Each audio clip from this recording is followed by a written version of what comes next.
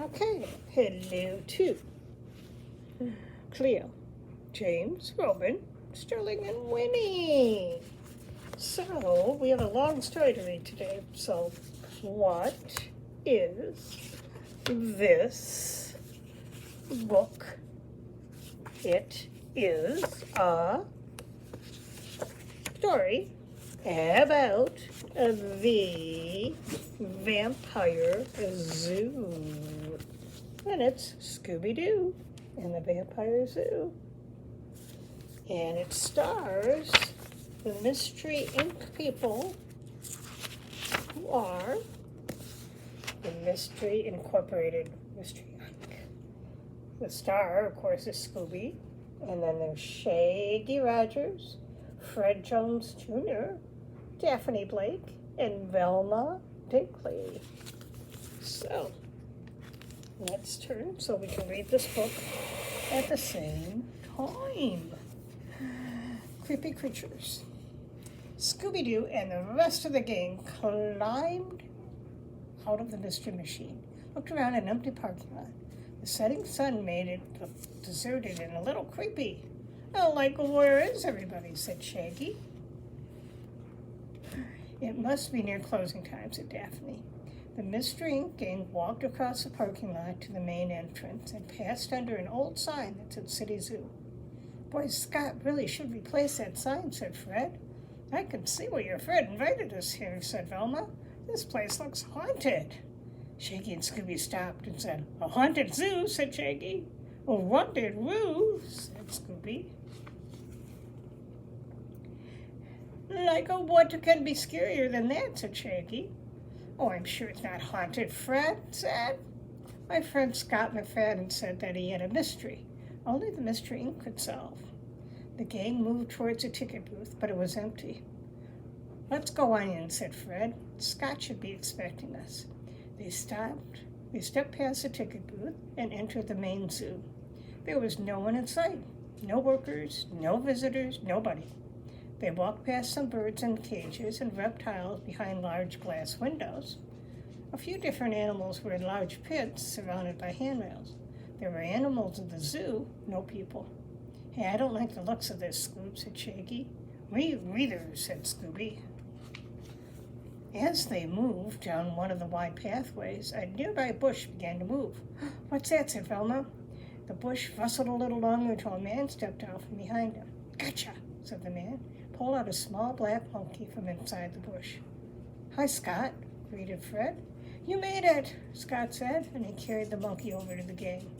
"Everyone, this is Scott McFadden," said Fred. "He just bought this old zoo from the Bohannon Circus Brothers." The rest of the gang introduced himself. "I'm finding out that there's a lot to learn about running a zoo," said Scott. "Like how to keep the spider monkey from escaping." "Oh, he's so cute," said Daphne, and she leaned closer. "May I pet him?" "Sure, he's friendly," said Scott. "He just likes to get in trouble, don't you, Rocco?"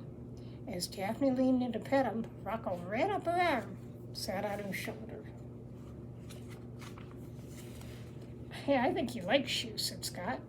"Come on, I'll give you a tour of the zoo." He waved them all around, starting here with the monkey cage.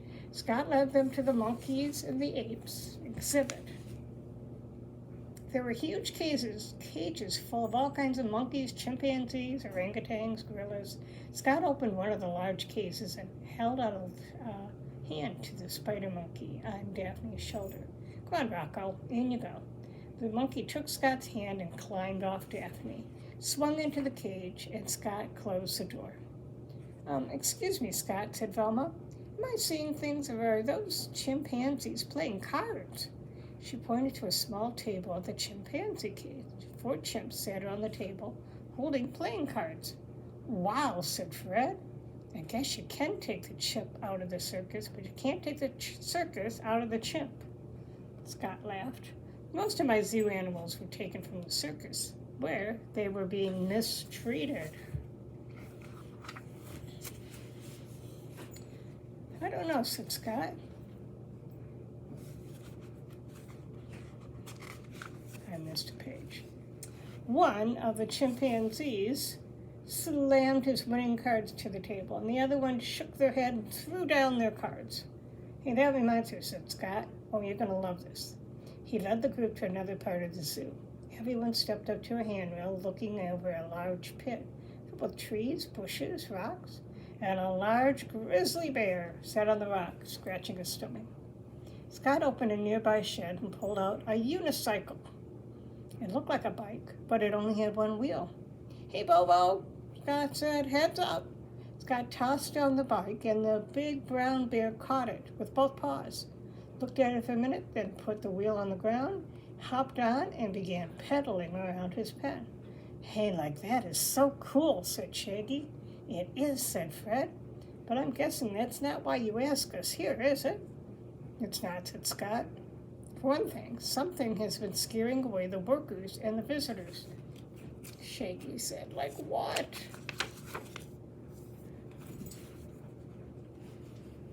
Don't know, said Scott. Besides that, the animals have been disappearing from their cages. And that's a mystery, said Velma. Let me show you the latest, Scott said, and he went to a small cage nearby. Its door was wide open, the cage was empty. What was in that cage? Asked Daphne. Well, it used to have 2 vampire bats. Oh, said Shaggy. Did he say vampires? Said Scooby. Like it's already dark, said Shaggy, and he looked around and shivered. Since vampires come out at night, they could be roaming around somewhere right now. Oh, don't be silly, Shaggy, said Velma. That's just the name of that kind of a bat. They don't turn into vampires. They don't? Asked Shaggy. No, they don't, said Scott. Spider monkeys and vampire bats, said Shaggy. With names like that, no wonder people are scared away. Oh, I don't think that's it, said Scott. But I could use your help looking for those bats. I have to feed the animals now. We'll be happy to help you, said Daphne. Oh, I can think of 2 animals that could use feeding right now, said Shaggy. He and Scooby looked at them and pointed at their mouths. Scott laughed and said, Hey, you're welcome to help yourself at the snack bar. You can count on us, Scott, said Fred. We'll split up to cover the ground, and maybe we can find some clues along the way, says Velma. Chapter 2. Do not feed the animals. Shaggy and Scooby walked down a dark path and passed several animal exhibits. Some zoo animals slept, while others waited for Scott to deliver their dinner. Shaggy shined his flashlight into the tree top. Hey, I never thought I'd say this, but here, Batty, here, Batty.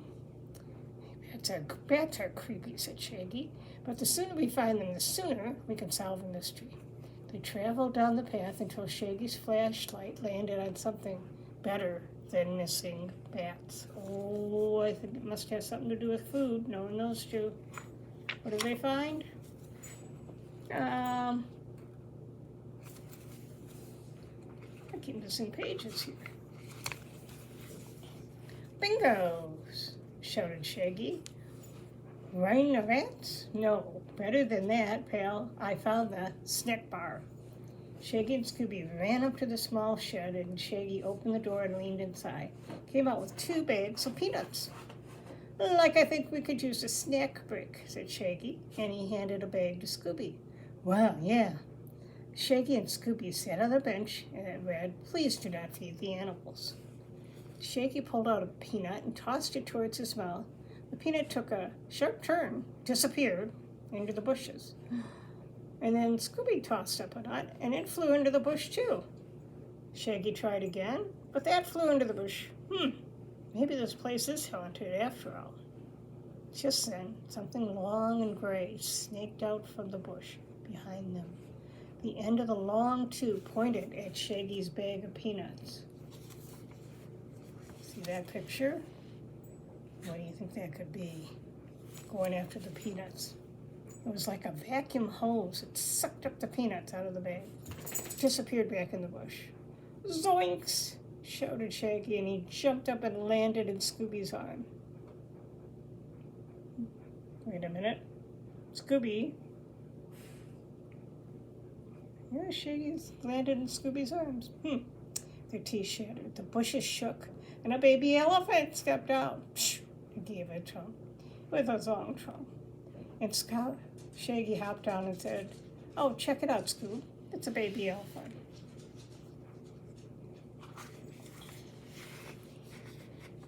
Shaggy walked over and put the elephant on its head. Patted the elephant on its head. "How are you, little guy?"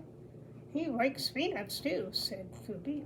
Shaggy pointed to a nearby sign. "I guess that elephant can't read." "Psh," the elephant said again, turned and disappeared. Let's get this little fellow back to his cage," said Shaggy. Shaggy pulled back the bush and aimed his flashlight, but the elephant was gone. Shaggy shined the flashlight all over. No sign of a baby elephant. Where did he go?" said Scooby. "I don't know, buddy," said Shaggy. "Like, how can an elephant disappear?" Ha ha ha.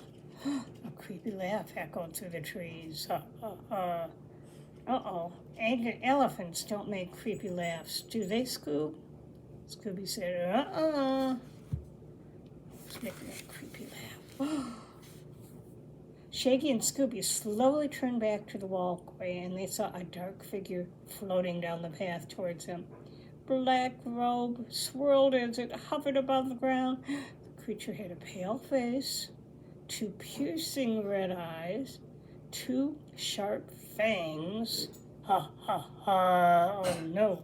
The creature laughed as it floated closer to them with its arms outstretched. Shaggy and Scooby hugged each other, shuddered. Like, I know Velma and vampire bats don't turn into, like Velma said, vampire bats don't turn into vampires, said Shaggy. "That sure looks like a vampire to me."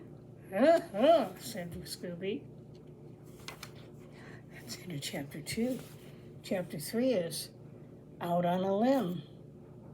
Daphne, Velma, and Fred all searched different parts of the zoo.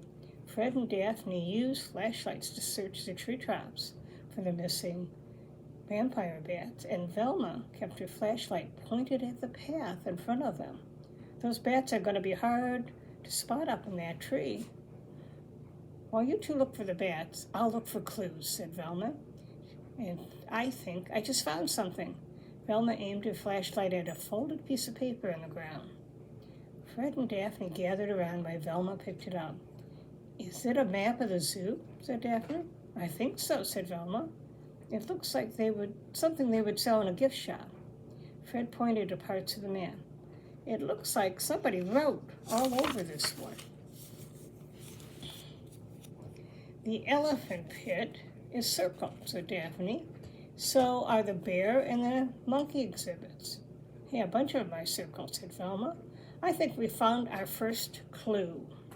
Something rustled in the tree above them, and all 3 shined their lights at the branch. A little black monkey swung for the bed. "It's Rocco," said Daphne. "He must have escaped again." Fred held up his hand and said, "Come here, Rocco. Come on down." The little monkey shook his head, clamped onto the branch. He wasn't going to come down. "Here," Daphne handed Fred her flashlight, grabbed the lowest branch and said, "He likes me, remember?" So she started to climb the tree. "Hey, be careful, Daphne," said Velma. Daphne made her way up the tree until she was next to the monkey. She reached out her hand and said, "Hi, little guy. Remember me?" Rocco took her outstretched hand, swung onto her shoulder, and chattered happily. Daphne looked at the branch below her. "Now I just have to find a way down." Oh, crack! The branch snapped. Rocco held tight onto Daphne's head, and she fell. But somebody caught her just before she hit the ground. Look who caught her, guys. "Hey, thanks for the save, Fred," said Daphne. Daphne," said Fred, "I'm over here." Daphne saw that Fred and Velma were hiding behind the trunk of the tree. She looked down at the arms that were holding her. They were huge and covered with black fur. Rocco sprang from Daphne's shoulder and turned to face her. There was a huge gorilla. "That looks like brown fur to me." Daphne smiled and said, "Guys, there's a big gorilla holding me." "We know," said Velma. "It came out of nowhere." The gorilla tilted his head, looking Daphne over. Velma spotted a large basket of fruit. "Look," she said, "this must be what Scott feeds the animal. Let's distract the gorilla." "Good idea," said Fred. They each grabbed a handful of fruit and tossed some at the gorilla. A large apple bumped the back of his head, and the gorilla looked at them. "Hey, it's working," said Fred. "Keep it up." As they whacked the ape with more fruit, the gorilla sat Daphne on the ground, turned to face his attackers. The gorilla caught a flying apple, an orange, and a banana. Fred and Velma stopped throwing the fruit. "Now what?" said Velma. The gorilla looked at Fred and Velma, at the fruit, and with a wide grin that stretched across his face, he began to juggle the fruit. "Whoa," said Fred. He must be one of the former circus animals. The gorilla caught all the fruit in one hand and took a bow. Fred and Velma clapped. Daphne joined them. "Hey, that was amazing." "I guess you better find Scott and let him know that the gorilla is loose," said Fred. Velma looked around. "Hey, where did he go?" Everybody scanned the area, but the gorilla and Rocco were gone. "But they were just right here," said Daphne. "How could they have disappeared?" "Ha, ha, ha. Ooh, who's doing that?" "What was that?" asked Fred. Daphne shivered. A creepy laugh in the middle of the dark. And "Zing, jinx," said Velma. "Look." She pointed at a dark figure flying down the path towards them. "Ha, ha, ha." The figure laughed as it swooped towards the game. "It's a vampire," said Fred. "Run!" Oh my gosh. Now we're into chapter 4, Frightful Flight. Oh my gosh, look at, there's that vampire that's chasing them. Shaggy and Scooby ran down one of the dark pathways. The vampire floated behind them. Shaggy and Scooby turned a corner, lunged behind a park bench, shivered and hugged each other as the vampire flew by. "Like we need a better place to hide, Scoob," said Shaggy. "Yeah," said Scooby, "but where?" Shaggy looked and said, "I think I found something. Come on." The vampire's pale face looked back and forth, trying to find the frightened friends. Shaggy and Scooby picked up the park bench, tiptoed across the park, and when the monster was out of sight, Shaggy and Scooby sprinted to a nearby storage shed. "In here, pal," said Shaggy. Shaggy opened the shed door, and a pile of brightly colored costumes poured out. Shaggy was buried under a mound of cloth. He struggled to the top only to have his head stuck in a carton in a lion mask. Oh, that's Shaggy in a lion mask. Scooby covered his mouth, trying not to laugh. "Like, that's not funny, Scoob," said Shaggy, as he pulled off the mask. Scooby snickered. "Rory!" "But this does give me an idea," said Shaggy, and he dug through the pile of costumes. "Hey, help me out." When the vampire floated back to the shed, Shaggy and Scooby were gone. He glided over the handrail, overlooking the nearby animal pit. The vampire peered over the edge, but only saw a bunch of penguins waddling around. However, 2 of the penguins were much larger than the others. "Like no one will find us here," whispered Shaggy as he waddled in his penguin costume. Oops. He bit his lip. "I forgot. Penguins can't talk." Scooby Doo shook his head. The beak on his penguin costume went back and forth. "A rocking animal. That's really..." Yeah, Scooby's a talking animal. Come on. The vampire leaned over the railing. He was unsure the 2 oversized penguins. Suddenly, the monster tucked down. Someone unlocked the door in the back of the penguin exhibit.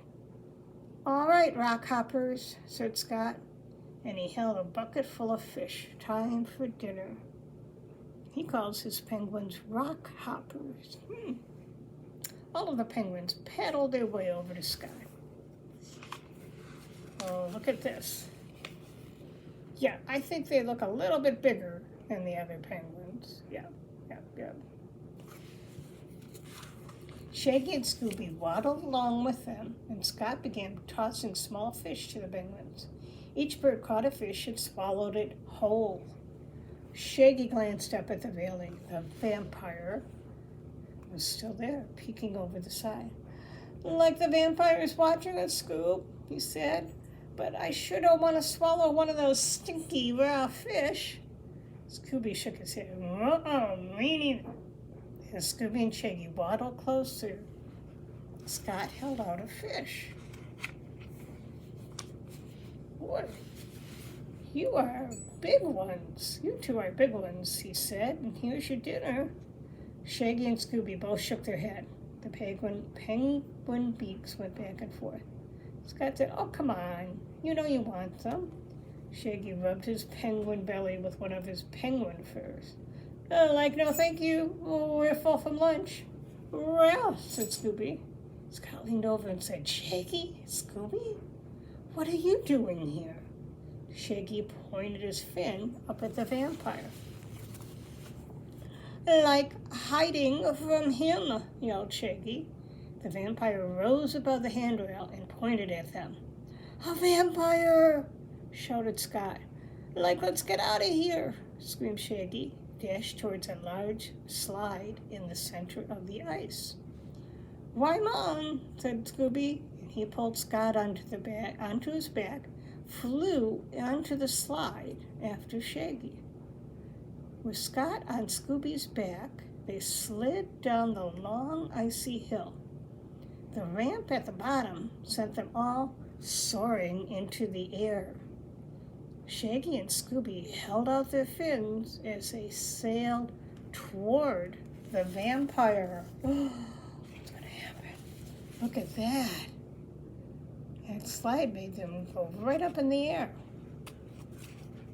The vampire quickly floated into the bushes. Bam! Crash! Scott, Shaggy, and Scooby landed above the pit near the handrail. "Come on," yelled Shaggy. "We have to warn the others about that vampire." All right, let's see. Oh, I think we have way too much more to read. So I think this is where we are going to stop today. Or should we read one more chapter? Let's see how long this chapter is. We're going to read one more chapter. Double Trouble. Fred, Daphne, and Velma hid behind a large row of bushes. They watched the vampire float back and forth across the grassy picnic area. The mystery and gang did their best to keep quiet as they waited for the monster to leave.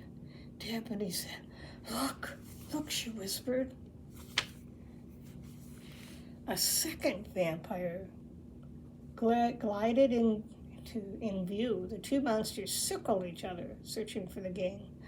2 vampires, whispered Fred, just like there are 2 missing vampire bats.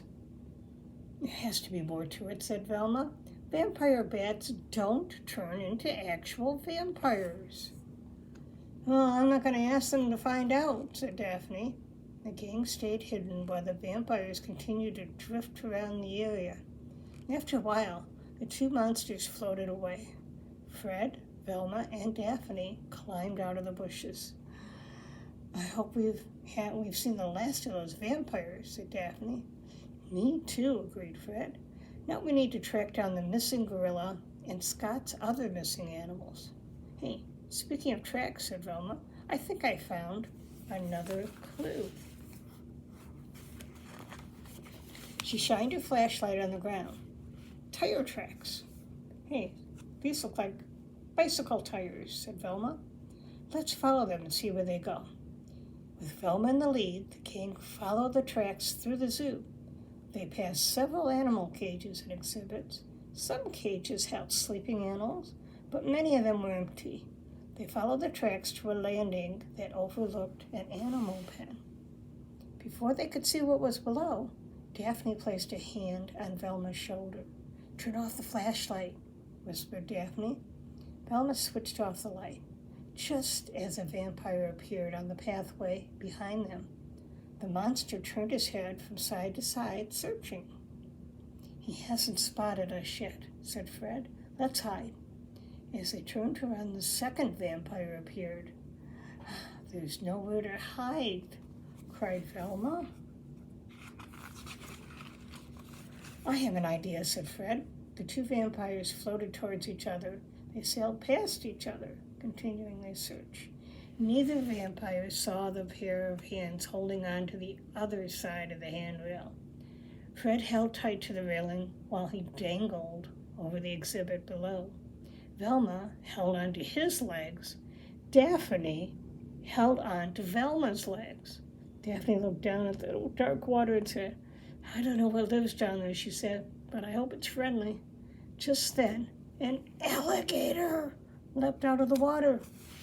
Daphne pulled up her legs just as it tried to take a bite. Snap! Another alligator circled around, and Daphne pulled up her legs again. Snap, snap. Fred, Daphne said, I have a situation down here. Fred held tight as he watched the vampires float away. Just a minute, Daphne. They're almost gone. A third alligator leapt out of the water. Daphne kept swinging her legs away from the snapping jaws. Oh, Daphne, look at that. Look how close those alligators are to Daphne. Snap, snap, snap. I'm going to be gone if we wait another minute, said Daphne. Snap, snap, snap. Fred lifted himself over the handrail, helped Velma climb up after him, and then they both pulled Daphne up. That was a great hiding spot, if I do say so myself, said Fred. Daphne sighed, blew a strand of hair. I don't think she thought that was a good hiding spot, guys. Daphne said, and Velma said, okay, let's finish trekking the tracks. That is the end of chapter 5. Now, next time, will hear chapter 6, which is Uproar. So I will put a bookmark right here so that when we talk again, we will start on chapter 6, which is on page 64. So I hope you enjoyed that story. It's a long one today. We couldn't finish it because it's such a big book. So I hope everyone has a wonderful day. Love you all. Bye-bye.